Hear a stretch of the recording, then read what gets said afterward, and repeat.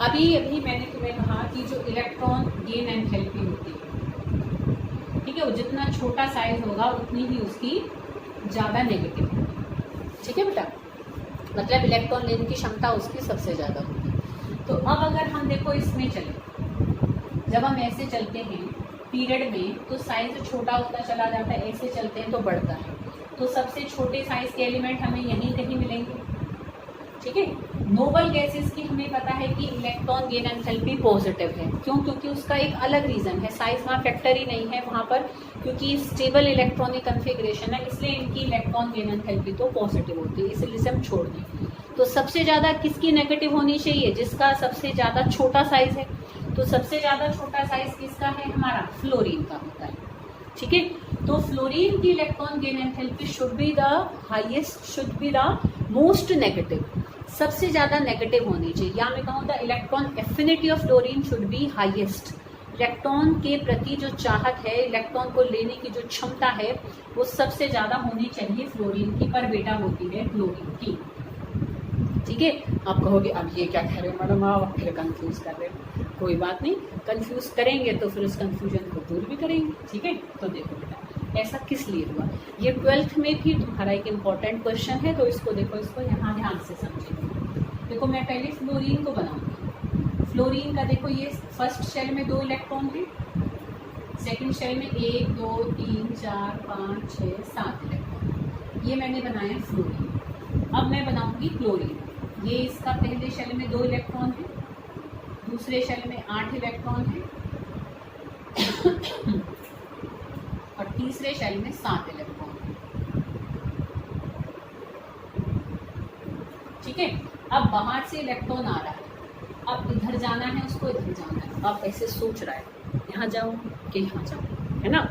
अब उसको, अब देखो, अब उसके दिमाग में क्या एक तरीके से द्वंद्व चल रहा है ना, उसको समझाया जाए।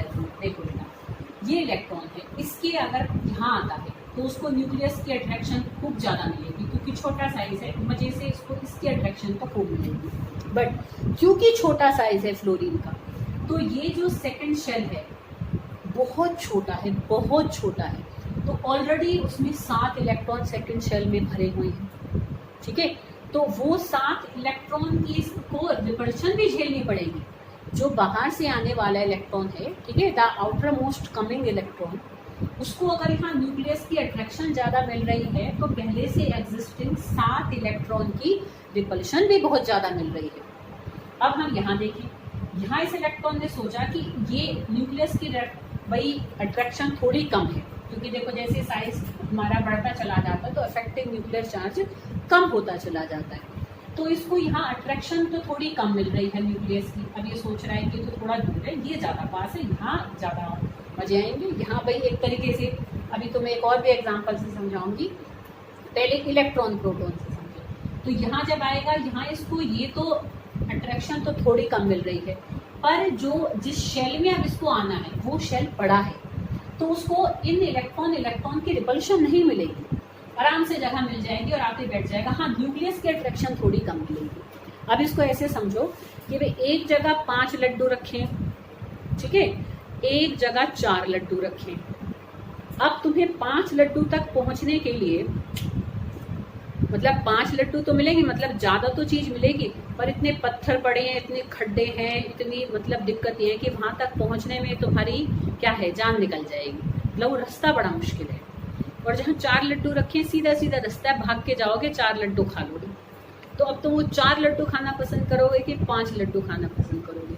तो ये इलेक्ट्रॉन सोच रहा है, यहाँ इसे 5 लड्डू मिल रहे हैं पर बड़ी मुश्किल से मिलेंगे, यहाँ इसे 4 लड्डू मिल रहे हैं और बड़ी आसानी से मिल जाएंगे, तो क्या लेगा? 4 लड्डू लेगा। ठीक है, तुम कहोगे फिर और नीचे आ जाए, वहाँ तो और बढ़िया है, अब लड्डू तो कम, लड्डू तो यहाँ 3 हो गए, यहाँ 2 हो गए, और रास्ता तो यहाँ भी आसान है पहुँचने का, यहाँ भी आसान है, यहाँ भी आसान है।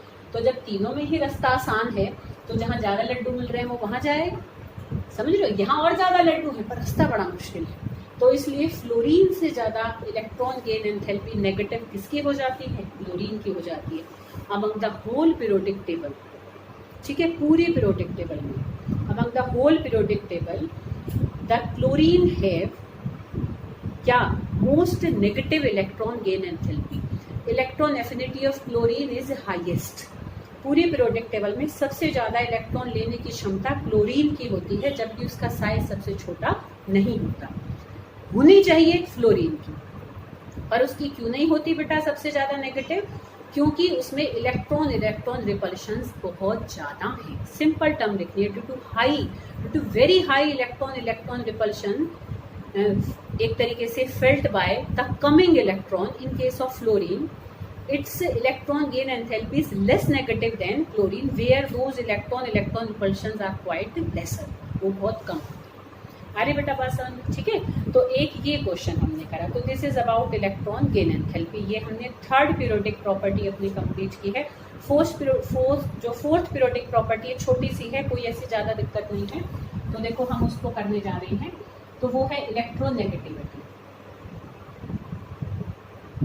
इसी की ही तरह है इलेक्ट्रॉन गेन एंथैल्पी की तरह। इलेक्ट्रोनेगेटिविटी देखो बेटा क्या होती है कि देखो जब शेयरिंग से बॉन्ड बनती है, तो देखो बेटा जैसे कि ये मैंने HCl को अगर मैं ऐसे डायग्राम से बनाऊं, तो देखो ये हाइड्रोजन है, ठीक है, ये क्लोरीन है। क्लोरीन छोटे साइज का होता है हाइड्रोजन से। ये हाइड्रोजन ने अपना एक इलेक्ट्रॉन दिया, ये क्लोरीन ने अपना एक इलेक्ट्रॉन दिया। अब इस शेयर्ड पेयर ऑफ इलेक्ट्रॉन को ये दोनों आपस में क्या है, शेयर कर रहे हैं, दोनों इस्तेमाल कर रहे हैं। ध्यान से देखो तो ये दोनों इलेक्ट्रॉन किसकी न्यूक्लियस के ज्यादा पास है, क्लोरीन के, ठीक है। इलेक्ट्रॉन तो दोनों इस्तेमाल कर रहे हैं, पर उनको ज्यादा इस्तेमाल कर रहा है क्लोरीन। तो जो ज्यादा इस्तेमाल कर रहा है, तो इसके पास इसका इलेक्ट्रॉन थोड़ा सा ज्यादा इसने इस्तेमाल कर लिया, तो थोड़ा सा ये इलेक्ट्रॉन इधर शिफ्ट हुआ, तो इस पर थोड़ा सा नेगेटिव चार्ज आएगा, जिसको हम ऐसे डेल्टा नेगेटिव करके दिखाते हैं, because it uses the electron of hydrogen more than it is used by hydrogen itself, ठीक है। तो थोड़ा सा वो उधर ज्यादा खिसका, तो थोड़ा सा पूरा आ जाता तो पूरा नेगेटिव चार्ज आता, फिर हम शेयरिंग दिखाते नहीं, कंप्लीट ट्रांसफर ऑफ इलेक्ट्रॉन हो जाता। बट यहाँ शेयरिंग है, बट शेयरिंग में बेईमानी हो रही है। जो छोटा आइटम है वो उसे ज्यादा इस्तेमाल कर रहा है, इसलिए उस पर थोड़ा नेगेटिव चार्ज आ जाएगा, और जो बड़ा है उसके पास से थोड़ा ज्यादा रहा है, तो इस पर थोड़ा सा पॉजिटिव चार्ज आ जाएगा। तो शेयर्ड पेयर ऑफ इलेक्ट्रॉन को अपनी तरफ अट्रैक्ट करने की क्षमता ही इलेक्ट्रोनेगेटिविटी कहलाती है। आइए बेटा बात समझिए। इलेक्ट्रॉन गेन एंथैल्पी के केस में तो क्या है कि बाहर वाले इलेक्ट्रॉन को एटम अपने अंदर पूरा ले लेता है, कंप्लीट ले लेता है, कंप्लीट ट्रांसफर ऑफ इलेक्ट्रॉन हो जाता है, ठीक है। इट गेन्ड द इलेक्ट्रॉन, पूरा ले लिया। यहाँ पर क्या कर रहा है, वो शेयर्ड पेयर ऑफ इलेक्ट्रॉन को अपनी तरफ थोड़ा सा बस खींच रहा है, इसलिए इलेक्ट्रोनेगेटिविटी सबसे ज्यादा फ्लोरीन की ही होती है। आइए बेटा बस, क्योंकि ये पूरा नहीं गया, पूरा जाने में दिक्कत थी ना, या तो पूरा जाने में उसको इलेक्ट्रॉन रिपल्शन झेलनी पड़ती है, तो थोड़ा सा खिसका बस, ठीक है। तो अगर इलेक्ट्रोनेगेटिविटी की बात करें तो सबसे ज्यादा फ्लोरीन की होती है, और अगर इलेक्ट्रॉन गेन एंथैल्पी की बात करें तो वो हमारी सबसे ज्यादा नेगेटिव क्लोरीन की होती है, ठीक है। आ रही है बेटा बात समझ में। इलेक्ट्रोनेगेटिविटी की ना क्या होता है, हमने एक ऐसी आर्बिट्री ऐसी वैल्यू रख दी है फ्लोरीन के लिए कि भाई इसकी हाईएस्ट है पूरी पीरियोडिक टेबल में, तो हम इसकी 4 मान लें। अब बाकी सबकी इलेक्ट्रोनेगेटिविटी हम इससे कम ही मानकर चलते हैं, ठीक है। आ रही बेटा बात समझ में। तो क्योंकि इलेक्ट्रॉन गेन एंथैल्पी भी तुम देख सकते हो, सॉरी इलेक्ट्रोनेगेटिविटी भी क्योंकि साइज पर ही डिपेंड कर रही है कि जो छोटा आइटम है उसकी इलेक्ट्रोनेगेटिविटी ज़्यादा होगी, जो बड़ा है उसकी इलेक्ट्रोनेगेटिविटी कम होगी। तो जब हम ऐसे चलते हैं तो क्योंकि साइज छोटा होता चला जाता है तो इलेक्ट्रोनेगेटिविटी बढ़ती चली जाएगी, और डाउन द ग्रुप क्योंकि साइज बढ़ता चला जाता है तो इलेक्ट्रोनेगेटिविटी घटती चली जाएगी। तो ये हमने चारों पीरियोडिक प्रॉपर्टीज पढ़ी अपनी, atomic size, ionisation energy, electron gain enthalpy and electronegativity. Unit तुम्हारी खत्म है ऑलमोस्ट, ठीक है, इट इज ओवर। एक छोटी सी बस थोड़ी सी बातें हैं कि देखो हम वैलेंस इलेक्ट्रॉन्स को और थोड़ा सा हम देखें कि वैलेंस शेल, वैलेंस इलेक्ट्रॉन या वैलेंसी क्या होती है, ठीक है। तो इसको हम थोड़ा सा और ध्यान दें, ये से देख लेते हैं। देखो बेटा ये थोड़ा हम कुछ हो गया, बड़ा बता देते हैं। Nitrogen, oxygen, fluorine, neon. देखो क्या होता है कि जो आउटर मोस्ट शेल में इलेक्ट्रॉन होते हैं वो ही क्या है, बॉन्ड बनाने में हिस्सा लेते हैं, तो उसी को ही हम आउटर मोस्ट शेल को वैलेंस शेल कहते हैं, ठीक है। जैसे लिथियम का देखो 1s2 2s बनते, तो ये इसका आउटर मोस्ट शेल है। नाइट्रोजन की बात करूं मैं, है ना, बीच में तुम बेशक बना सकते हो 1s2 2s2 2p3, ये इसका आउटर मोस्ट शेल है। देखो जहाँ प्रिंसिपल क्वांटम नंबर की वैल्यू हमें सबसे ज़्यादा दिख रही है तो वो वैलेंस शेल कहलाता है। ठीक है, जनरली आउटर मोस्ट शेल की क्या होता है, वैलेंस शेल होता है। Valence shell is that shell whose electron participated in bonding. ठीक है, तो जिस शेल के इलेक्ट्रॉन बॉन्ड बनाने में हिस्सा लेते हैं उस शेल को हम उसका वैलेंस शेल कहते हैं। और generally outermost shell valence shell होता है। और वैलेंस शेल में जो इलेक्ट्रॉन्स के का नंबर होता है वो वैलेंस इलेक्ट्रॉन्स कहलाती है। जैसे इसमें वैलेंस इलेक्ट्रॉन कितने हैं, 5 है ना, 2 और 2 + 3। इसमें वैलेंस इलेक्ट्रॉन कितने हैं, 1। समझ में आ रही बेटा बात। वैलेंस इलेक्ट्रॉन्स की हेल्प से ही हम किसी एलिमेंट की वैलेंसी डिसाइड करते हैं। वैलेंसी क्या होती है, कंबाइनिंग कैपेसिटी ऑफ एलिमेंट। जब कोई एटम किसी और एटम के साथ बॉन्ड बनाता है तो वो कितने इलेक्ट्रॉन ले रहा है या दे रहा है या शेयर कर रहा है, वो नंबर ऑफ इलेक्ट्रॉन्स उसकी वैलेंसी कहलाती है। और वैलेंसी हम वैलेंस इलेक्ट्रॉन की हेल्प से निकालते हैं। ठीक है बेटा, तो जब हम ऐसे चलते हैं, देखो इसमें वैलेंस इलेक्ट्रॉन है 1, 2, 3, 4। अब इसमें वैलेंस इलेक्ट्रॉन कितने हैं, 5 हैं, 6 हैं, इसमें 7 हैं और इसमें 8 है। जो आउटर मोस्ट शेल के इलेक्ट्रॉन है वो हमारे वैलेंस इलेक्ट्रॉन कहलाते हैं। ठीक है, तो वैलेंसी हम कैसे निकालते हैं, वैलेंसी क्या है, combining capacity of element, the number of electron either gain और लॉस और गेन्ड और लॉस्ट और shared by an atom during bonding, वो उसकी वैलेंस इलेक्ट्रॉन्स होते हैं। सॉरी, वो उसकी वैलेंसी कहलाती है कि कोई कितना इलेक्ट्रॉन ले रहा है या दे रहा है या शेयर कर रहा है, दैट इज इट्स वैलेंसी। और वैलेंसी हम डिसाइड करते हैं with the help of number of valence electrons. अगर वैलेंस इलेक्ट्रॉन्स का नंबर 1 से लेकर 4 तक है, संयोजकता करी थी 10th में। ठीक है, तो 1 से लेकर 4 अगर किसी के वैलेंस इलेक्ट्रॉन का नंबर है तो वो ही उसकी वैलेंसी है। फर्स्ट ग्रुप के सब एलिमेंट्स की वैलेंसी क्या है, 1, इनकी क्या है 2, इनकी क्या है 3, इनकी क्या है 4। अगर वैलेंस इलेक्ट्रॉन्स का नंबर 4 से ज़्यादा है तो 4 से ज़्यादा होने पर हम वैलेंसी निकालते हैं 8 में से सब्ट्रैक्ट करके। जैसे इसकी वैलेंसी क्या होगी, 8 - 5 3। इसकी वैलेंसी क्या हो जाएगी, 8 - 6 2। इसकी वैलेंसी क्या हो जाएगी, 8 - 7 1। इसकी वैलेंसी क्या हो जाएगी, 8 - 8 0। ठीक है, तो valency we can find out with the help of valence electrons. If the number of valence electrons is up to 4, then valency is equal to their valence electron, and if the valence electrons number is more than 4, then we can calculate its valency, we can find out its valency by subtracting those valence electrons from 8। ठीक है, तो 8 में से subtract करके हम उनकी valency निकाल सकते हैं। और डाउन द ग्रुप क्योंकि वैलेंस इलेक्ट्रॉन्स का नंबर सेम रहता है तो वैलेंसी भी एक ग्रुप में सेम रहती है। एक ग्रुप की वैलेंसी वही रहेगी, पीरियड में पहले बढ़ती है और फिर घटती है। ठीक है, तो this is all about this unit. ठीक है, फिर भी मैं देख लेती हूँ, मान लो कोई टॉपिक छूट गया हो तो। देखो इलेक्ट्रॉन गेन एंथैल्पी हो गई है, इलेक्ट्रॉन नेगेटिविटी हो गई है, और एक इलेक्ट्रॉन गेन एंथैल्पी और इलेक्ट्रोनेगेटिविटी में ना डिफरेंस भी है। तो वो पॉइंट्स हमने ऐसे समझ ही लिए हैं तो मैं उनको टिक कर दूंगी, तुम उनको नोट कर लेना। वैलेंसी कर ली है हमने,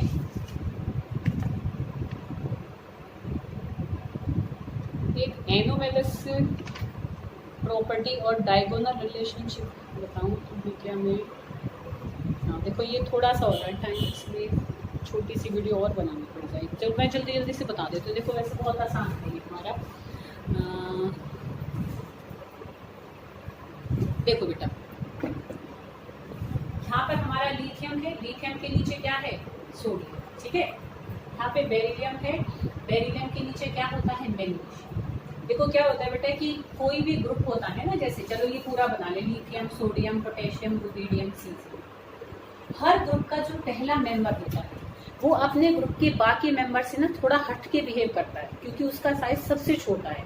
तो साइज छोटा होने की वजह से उसकी इलेक्ट्रोनेगेटिविटी भी सबसे ज़्यादा है, उसकी आयनाइजेशन एनर्जी भी सबसे ज़्यादा है क्योंकि छोटे एटम की आयनाइजेशन एनर्जी भी ज़्यादा होती है और उसकी इलेक्ट्रॉन एफिनिटी भी ज़्यादा होती है।